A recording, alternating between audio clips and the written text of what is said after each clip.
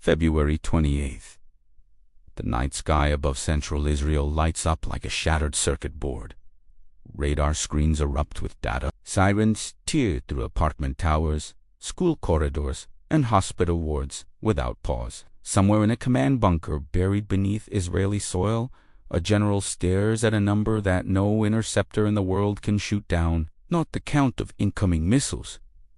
The number on the balance sheet. That number is the weapon Iran actually deployed. And it is the one weapon no arrow system was ever built to destroy. We are told this is a missile war. We are told Israel's defenses are extraordinary, impenetrable, and layered with redundancy. We are told Iron Dome, David's sling, and the arrow systems form the most sophisticated air defense architecture ever assembled by human hands. And every word of that is true. But here is the cold economic reality no press briefing will ever open with.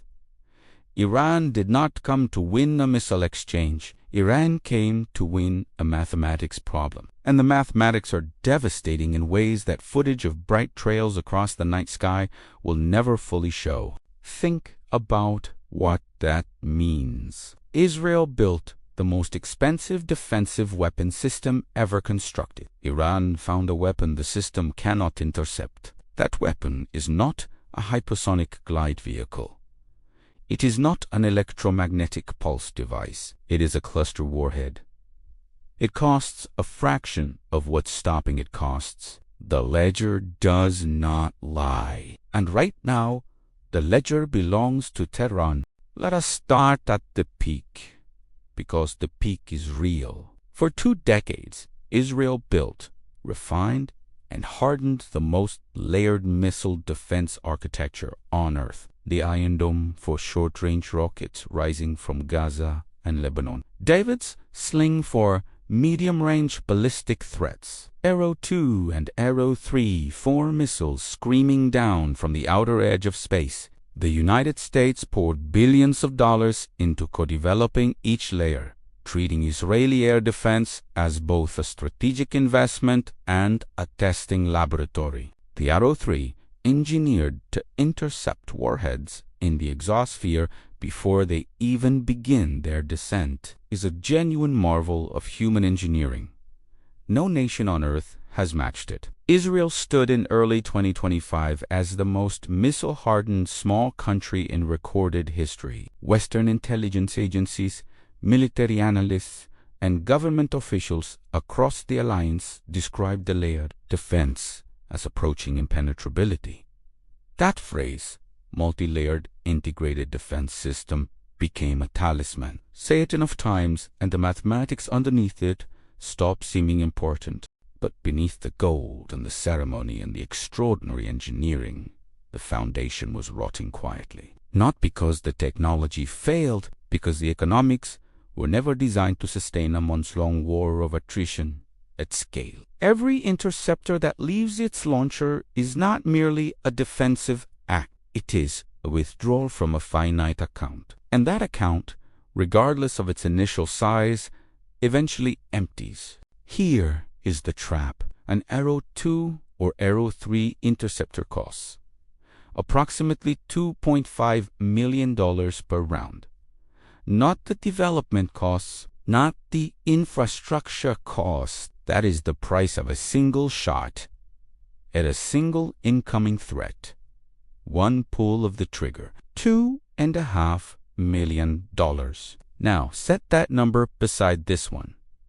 A single Iranian ballistic missile costs somewhere between $200,000 and $500,000 to manufacture, depending on the variant and its components. The ratio between those two numbers sits between 6-to-1 and 15-to-1 in Iran's financial favor on every single launch. For every dollar Tehran spends firing a missile at Israel, Israel spends between $6 and $15 attempting to stop it. This is not a military imbalance. This is a balance sheet engineered to bleed. Iran is not trying to win the air battle. It is trying to win the arithmetic. And in this kind of sustained campaign, the side that runs out of money first does not simply lose a battle, it loses the capacity to defend itself. This is the addiction. This is the living monster buried inside the doctrine. Israel's defense architecture built the most capable interceptor stockpile on the planet. But that stockpile does not replenish itself. It requires factories running at capacity. It requires supply chains connecting American defense production lines to Israeli launch batteries across thousands of miles. And those American factories, as of March 2025, were producing DOD interceptors at a rate of approximately 6 units per month. 6 per month. Let that number settle. It is the skeleton key to everything that follows in this story. Now meet the true antagonist. It is not an Iranian general. It is not a missile program in a desert facility. It is a cost curve. A cost curve that Iran deliberately engineered over 20 years of sanctions, isolation, and reverse engineering to invert the financial logic of Middle Eastern air defense. Iran's engineers did not design the Khyber-Sheikh ballistic missile merely to fly faster or carry a heavier conventional warhead. They designed it to structurally bankrupt the defense opposing it. And the cluster warhead variant is the sharpest and most economically devastating edge of that design philosophy. By February 28th, Iran had already fired more than 500 ballistic missiles at Israel and launched nearly 2,000 drone variants since the escalation began. According to Defense Economics Analysis published that week, intercepting the more than 200 confirmed ballistic missiles fired in just the first 8 days cost Israel somewhere between $270 million and $540 million in interceptors alone in 8 days.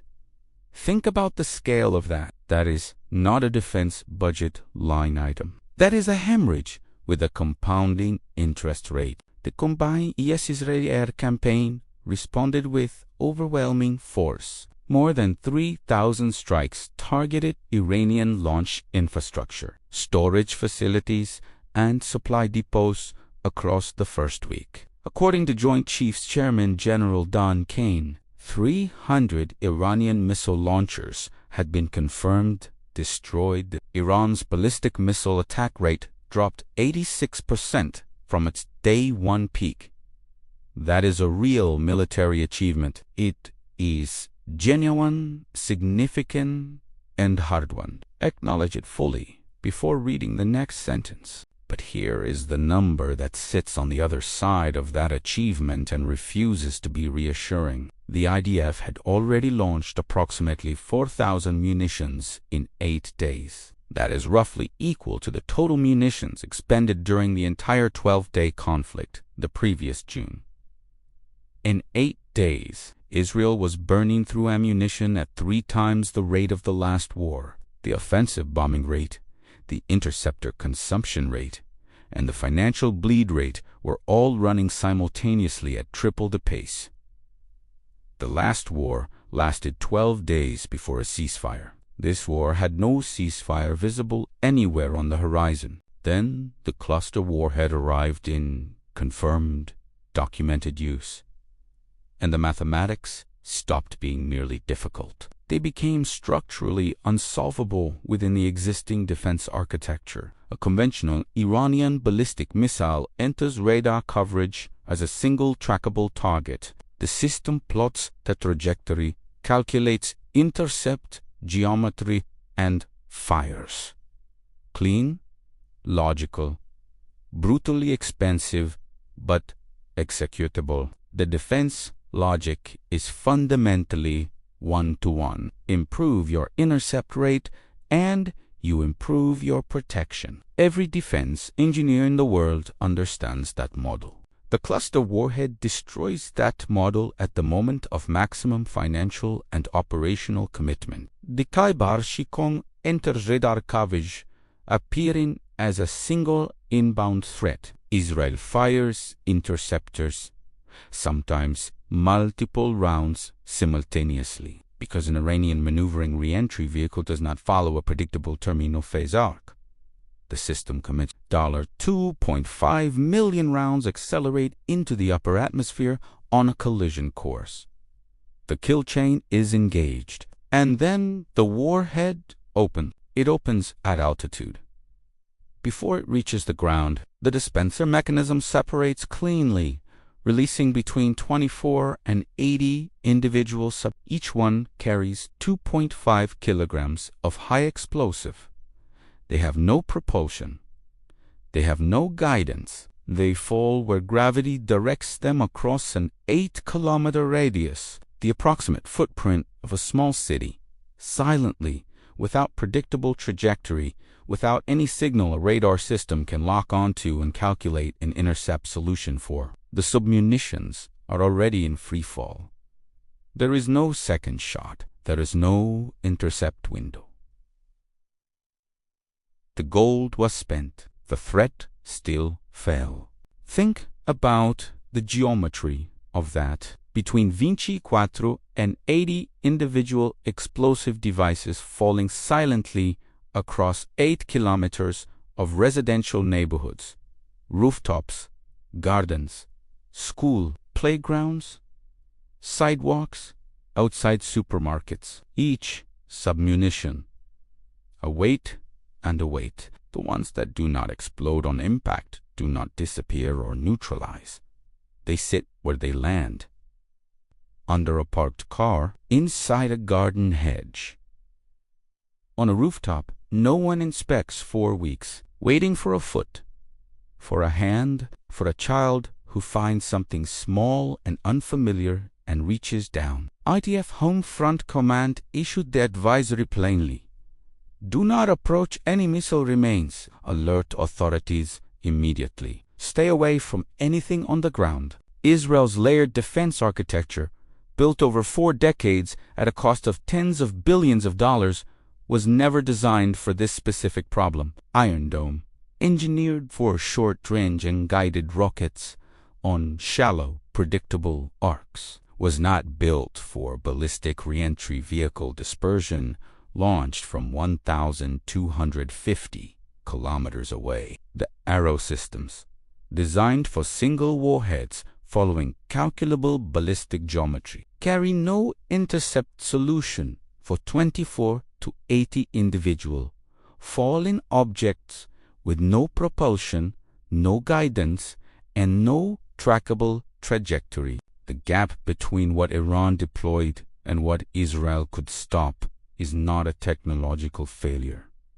It is a conceptual one. The system was built for one threat architecture. Iran arrived with a different architecture entirely, and the difference shows up in submunitions scattered across central Israeli neighborhoods. IDF military spokesperson Lieutenant Colonel Nadav Shoshani stated the reality this week in language that was precise, measured, and chilling in its implications. Iran has used cluster munitions multiple times, he said. This is a war crime when directed towards civilians.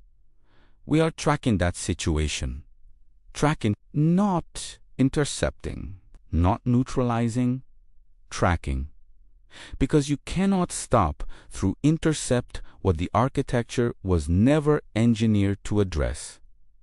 That single word, tracking, is the smoking gun. It is the foreclosure notice written in the passive voice of military briefing language. Here is the specific instrument at the center of this story. Takai bara Shikon, the name itself drawn from a historic 7th century siege. Range, approximately 1,250 kilometers. Fuel, solid propellant, meaning rapid preparation, minimal logistical signature, and faster launch windows compared to liquid-fueled predecessors. Terminal trajectory, maneuvering re-entry vehicle, meaning it does not follow a predictable geometric arc through its final seconds of flight, degrading intercept probability at precisely the moment the system is most committed to the engagement. Its cluster warhead variant carries the dispenser mechanism that defeats interception not by outrunning the interceptor, but by rendering the successful interceptor irrelevant. The warhead opens, the submunitions fall. The $2.5 million round was not wasted. It just didn't matter. Iran confirmed 6 cluster warhead launches in the first 8 days of the campaign alone. 6 confirmed, tracked, and analyzed by Israeli and American intelligence. On March 1st, submunitions scattered across central Israel in footage that was viewed by millions of people worldwide. On March 3rd, a cluster warhead detonated near Tel Aviv. 12 people were injured in that single strike. On March 5th, analysts at the Critical Threats Project confirmed yet another cluster warhead embedded within a broader ballistic barrage. 6 confirmed cluster launches in 8 days. 6.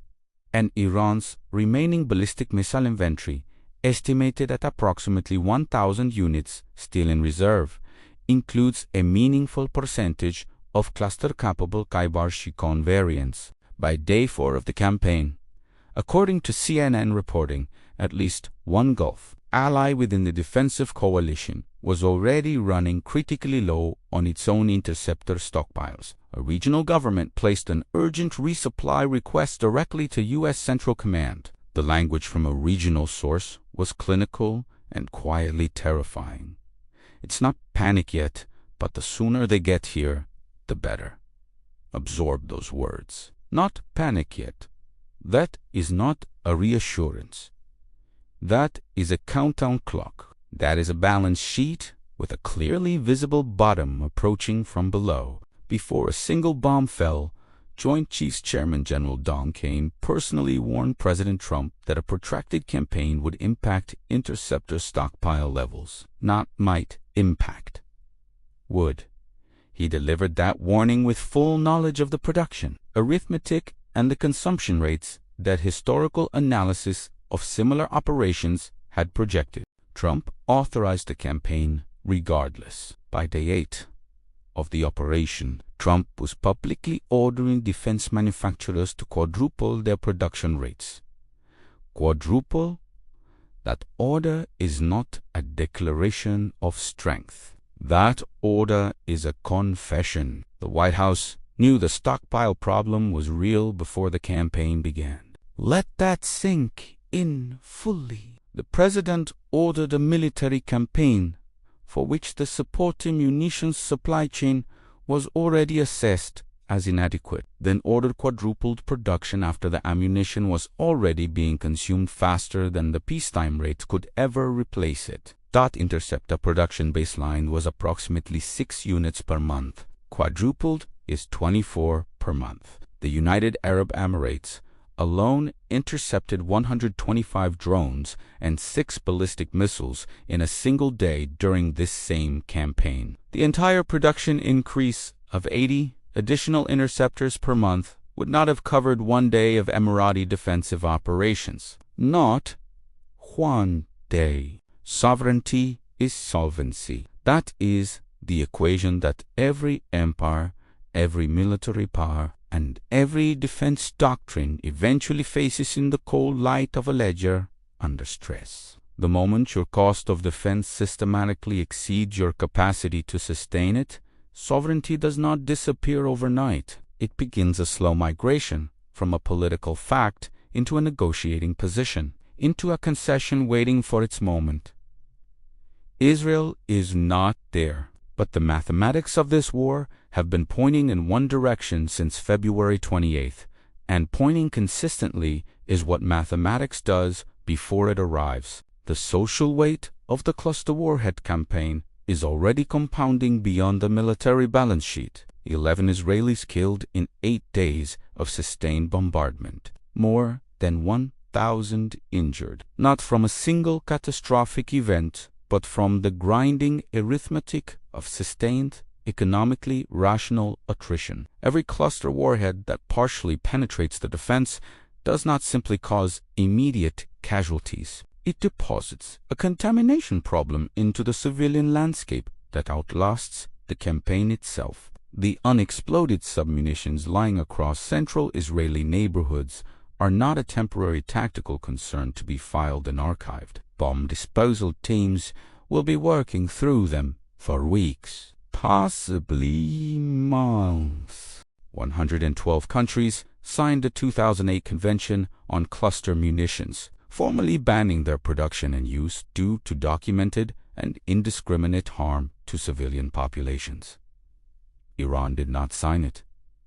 Israel did not sign it. The United States did not sign it. The legal architecture available for condemning what is falling across Tel Aviv's residential zones is the same legal architecture that the countries conducting the bombing and the defense chose not to join. Amnesty International has condemned the use categorically. Human rights organizations have cataloged each confirmed incident. UNICEF has already confirmed 181 children killed in Iran from the opposite direction of this same conflict. The moral accounting in this war runs in multiple directions simultaneously. None of those directions leads anywhere except toward compounding damage and accumulating dead before someone decides the cost has finally become too high to continue paying. The White House projected in early March that the campaign would continue for 4 to 6 more weeks. Run that projection against the financial reality already established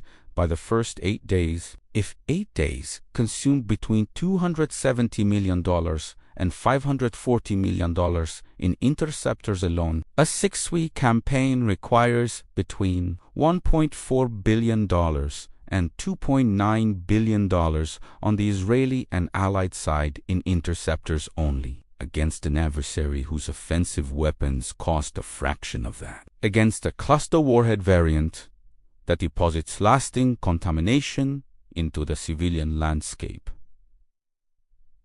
Regardless of the intercept rate, an 85% intercept rate against cluster warheads sounds like an extraordinary achievement. It is an extraordinary achievement. It represents the absolute frontier of what human engineering has managed to build into a defensive system. But 85% interception of a cluster warhead still means submunitions raining across 8 kilometers of Israel. Residential neighborhoods, 15% of the time. In a metropolitan area of 4 million people, 15% is not a reassuring statistic. 15% is a body count that has not yet finished counting itself. Here is the generational dimension that no battlefield briefing will ever lead with. This economic wound does not heal when the sirens go quiet. The debt accumulated across this campaign, interceptor expenditures, offensive munitions consumption, infrastructure reconstruction, and contamination remediation across populated civilian zones will be written into national budgets for years beyond the final strike. Defense manufacturers on both sides of the Atlantic are being ordered to dramatically accelerate production timelines that were calibrated for peacetime economics. That acceleration carries its own compounding costs. Supply chains stretched past sustainable capacity. Raw materials redirected from civilian construction. Skilled engineering labor diverted from domestic infrastructure projects. The financial scar tissue of this campaign will be visible in defense appropriations, civilian spending cuts, and social program reductions for an entire generation of citizens who were not in the command bunker when the decision was made.